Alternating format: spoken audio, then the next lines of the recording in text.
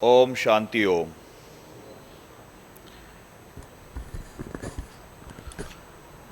मंचासीन अतिथियों तथा इस कार्यक्रम में आए दूर दराज से देश के कोने कोने से मीडिया बंधुओं को मेरा सादर अभिवादन। मैं उस देवभूमि से आया हूं जहां पर शिव बाबा और विष्णु भगवान चैतन्य स्वरूप में विराजते हैं, जहां पर जीवनदायिनी गंगा और यमुना का उद्गम क्षेत्र है।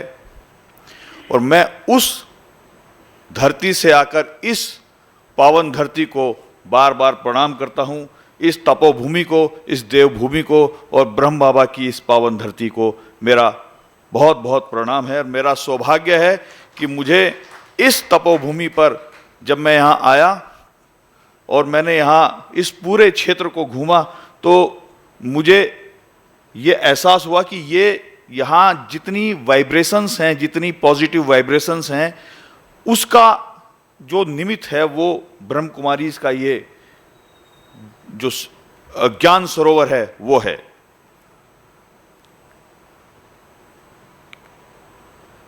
मैं यहाँ एक स्पीकर के रूप में ही नहीं आया हूँ, बल्कि मैं एक समर्पित भाव के रूप में, समर्पित भाव के साथ आया हूँ, क्योंकि मेरे से पूर्व वक्ता डॉक्टर आनंद भारद्वाज भी उत्तराखंड से आते हैं और उन्होंने श्री गोपाल नारसन जी और मनोज श्रीवास्तव जी के बारे में बताया। तो मनोज श्रीवास्तव जी को बदलते हुए मैंने बहुत करीब से देखा है और उनके जो चेंज आए उन्होंने मुझे प्रेरित किया यहाँ आने के लिए। मैं यहाँ दूसरी बार आया हूँ। पिछली बार जब आया था तो तब मैं केवल एक विजिटर के रूप में आया था और मुझे यहाँ पर आकर बड़ी आत्मिक संतुष्टि मिली। और मैं जब मुझे दोबारा यहाँ निमंत्रण मिला तो जितने कार्यक्रम थे वो सब अलग कि यहाँ पहले जाना है, क्योंकि मैं एक अपना मीडिया हाउस चलाता हूँ। तो जब अपना मीडिया हाउस जब चलाता है कोई तो उसकी व्यस्तताओं का, उसकी एंगेजमेंट का, जो यहाँ मेरे पत्रकार बंधु बैठे हैं, विशाल भाई भी अब चूंकि पहले पत्रकारिता में रहे, अब अपना संस्थान चला रहे हैं, तो आप समझ सकते हैं कि कितनी व्यस्तता और कितनी एंगेजमेंट होती हैं। और हम देहरादून से आए हैं तो देहरादून और माउंट आबू के बीच में एक बहुत बड़ा डिस्टेंस भी है। आज का जो विषय है वो है नवीन सामाजिक व्यवस्था में मीडिया कैसे उत्प्रेरक का कार्य कर सकता है। तो मीडिया आजादी के आंदोलन से ही सामाजिक व्यवस्थाओं को गढ़ने और मूल्यों को स्थापित करने के मामले में सदैव से ही एक कैटलिस्ट के रूप में, उत्प्रेरक के रूप में कार्य करता रहा है। जटिल सामाजिक मुद्दे जैसे पर्यावरण, जन स्वास्थ्य, जलवायु परिवर्तन जैसे मुद्दों को प्रमुखता से उठाना, मानव अधिकारों तथा कर्तव्यों के प्रति संवेदनशीलता का माहौल बनाने में मीडिया ने एक उत्प्रेरक का कार्य किया है और कर रहा है। सोशल मीडिया के माध्यम से, जब से सोशल मीडिया आया है तब से एक ऐसी व्यवस्था बनी है, एक ऐसा, क्योंकि हम लोग मानते हैं कि मीडिया पर किसी न किसी रूप पर शासन सत्ता का प्रभाव रहता है, लेकिन ये जो नया मीडिया आया है, ये जो सोशल मीडिया आया है, ये एक ऐसा माध्यम बना है जिस पर सत्ता का कोई प्रभाव नहीं है और वो बिना प्रभाव के अपना कार्य कर रहा है और जो भ्रष्टाचार को उजागर करने और सत्ता की जवाबदेही के लिए एक उत्प्रेरक का कार्य कर रहा है। साक्षात्कारों, सफलताओं की कहानियां, महान व्यक्तियों की जीवनियां, उनके जीवन के प्रेरक प्रसंगों के माध्यम से भावी पीढ़ियों को आकृष्ट करना तथा उनके व्यक्तित्व निर्माण के रूप में भी मीडिया एक उत्प्रेरक के रूप में कार्य कर रहा है। ज्ञानवर्धक चैनल जैसे डिस्कवरी है, एनिमल प्लेनेट है, इस तरह के चैनल्स, ज्ञान विज्ञान आधारित यूट्यूब चैनल्स, पत्र पत्रिकाएं, उनके माध्यम से भी ज्ञान का प्रसार करने में मीडिया एक उत्प्रेरक का कार्य कर रहा है। पूर्व में जब बच्चे आईआईटी के लिए तैयारी करते थे या सीपीएमटी, बाद में अब नीट के माध्यम से मेडिकल कॉलेजों के लिए तैयारी करते थे, तब कोचिंग ज्वाइन किया करते थे। कोचिंग ज्वाइन करने का जो उद्देश्य होता था वो ये होता था कि वहाँ पर टीचर्स टेक्निक बताते थे कि कम समय के अंदर आपको प्रश्न पत्र कैसे हल करना है।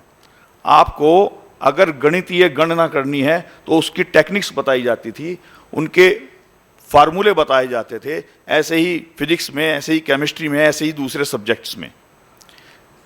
लेकिन जब से ये सोशल मीडिया आया है तब से ये चीज़ें, ये टेक्निक्स अब सोशल मीडिया पर सुलभ हो गई हैं।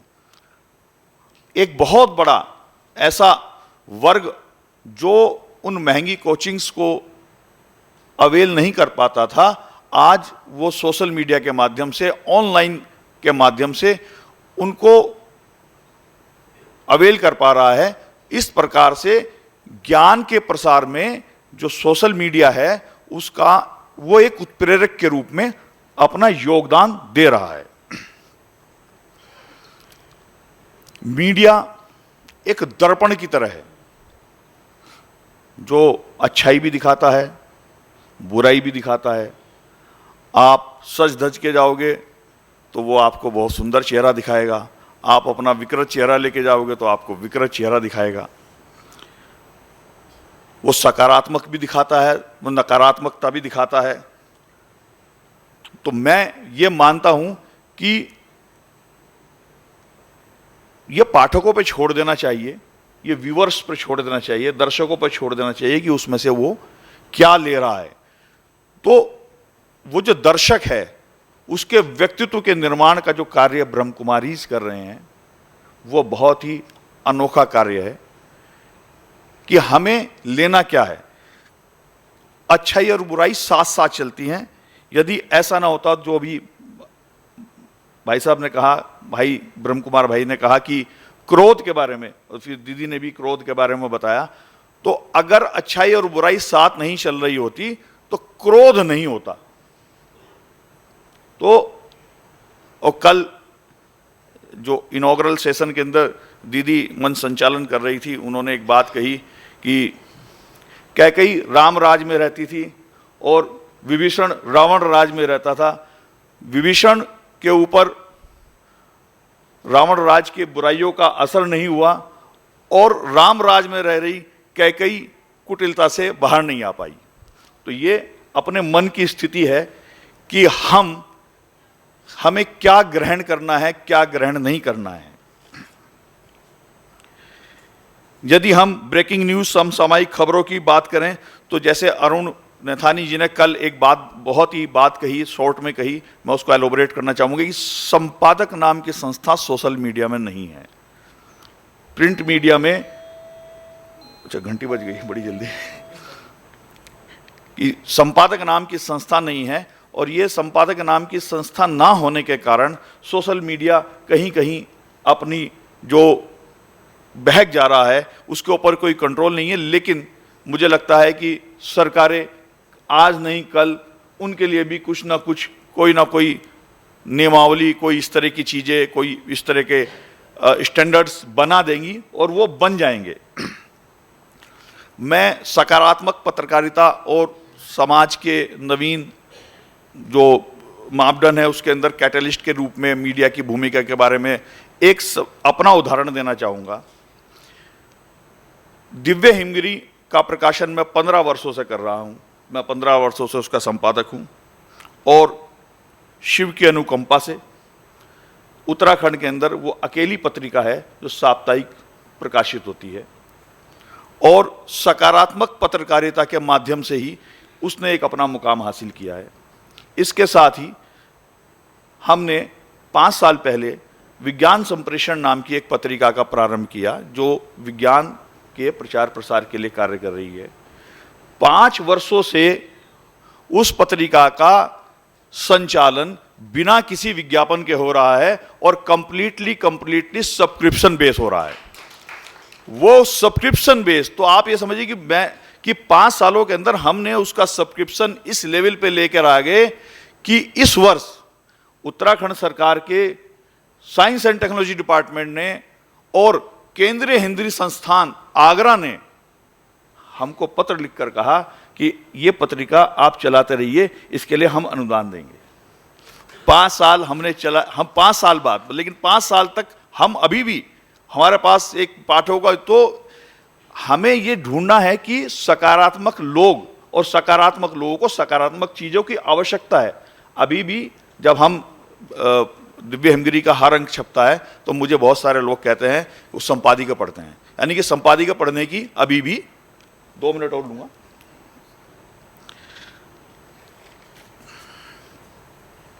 तो मैं कल एक देख रहा था कि क्या हमारे जो टीवी इंडस्ट्री है उसमें जो सबसे बड़ा माध्यम है आज की डेट में, उसकी क्या स्थिति है। तो हमारे यहाँ भारत में जो टीवी चैनल्स हैं उनकी इंडस्ट्री का जो सालाना जो टर्नओवर है 65,000 करोड़ रुपए का है भारत के अंदर। और अमेरिका की एक कंपनी है वार्नर्स ब्रदर्स, जो डिस्कवरी चैनल चलाती हैं, एनिमल प्लेनेट चलाती हैं, HBO चैनल चलाती हैं, CNN जैसे चैनल चलाती हैं, उसका एक साल का जो बजट है वो 3 लाख करोड़ का है। तो आप ये समझिए कि डिस्कवरी चैनल दुनिया का सबसे, उसमें विज्ञापन सबसे महंगा विज्ञापन छपता है, वो प्रसारित होता है। सबसे ब्रॉडकास्टिंग जितने चैनल्स हैं सबसे महंगा विज्ञापन अगर कहीं है तो डिस्कवरी में है। और डिस्कवरी तो किसी प्रकार की वो तो सकारात्मक चीज़ ही प्रस्तुत करता है, विज्ञान का प्रचार प्रसार करता है। तो इसका मतलब यह है कि जो सकारात्मक चीजें हैं उनका भी बहुत बड़ा बाजार है। और मैं 1 मिनट लूंगा बस। जो हमारे बहुत बड़े हमारे देश से कोने कोने से पत्रकार भाई आए हुए हैं, तो मैं ये कहना चाहूँगा कि हम कल से बात कर रहे हैं need for global peace, role of media. तो एक ज़माना ये था कि आंचलिक जो पत्र पत्रिकाएँ थी उनका ज़माना था।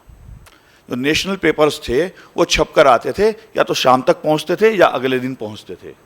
उसके बाद ज़माना बदला, जो नेशनल पेपर्स थे उन्होंने अपने एडिशंस को विस्तार दिया, और वो विस्तार ऐसे दिया कि एक अखबार मान लिया एक जगह से प्रकाशित होने शुरू हुआ और उसने अपने आसपास के 15 जिलों के अंदर हर जगह का एक एक एडिशन निकालना शुरू कर दिया। ये इस जिले का एडिशन है, ये इस जिले का एडिशन है, उसने लोकलाइज कर दिया। और धीरे धीरे लोकल जो अखबार थे वो समाप्त हो गए। जो बचा सके वो आज भी चल रहे हैं। लेकिन मैं 2 भागों में बांटना चाहूँगा भारत की पत्रकारिता को, एक हिंदी भाषी और एक गैर हिंदी भाषी।